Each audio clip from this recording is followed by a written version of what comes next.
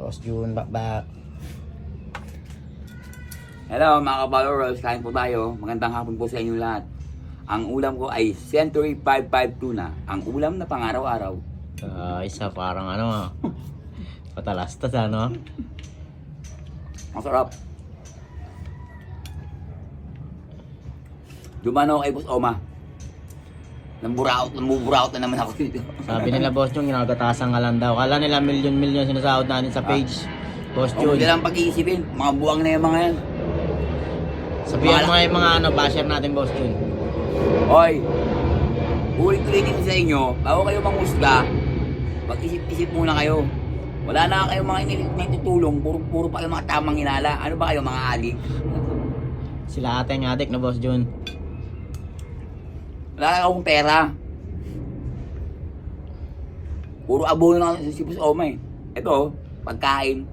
Nandito na naman ako sa kanyang tarima. Napadaan ako. Ayaw, mga lamang kikyak.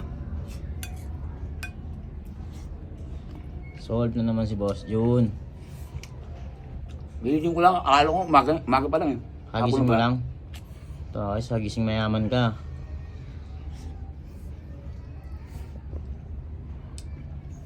Ito kumain. Sarap no?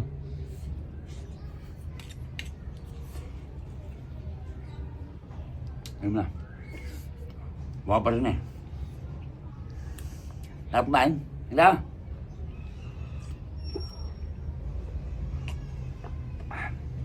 Ikot lang ako ng ikot mamaya. Mahilo ka niya no? Ikot-ikot ka. Sila nga nahihilo, hindi ako eh. Yun ang buhay natin. Kumain, matulog, mag-dessert. Kumain, matulog, mag-dessert.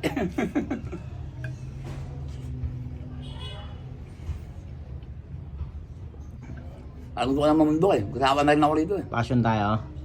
Pag may manuan tayong province, passion tayo ha. Sama ka ha. Boring. Kahit may isang linggo lang, Boss Jun ha.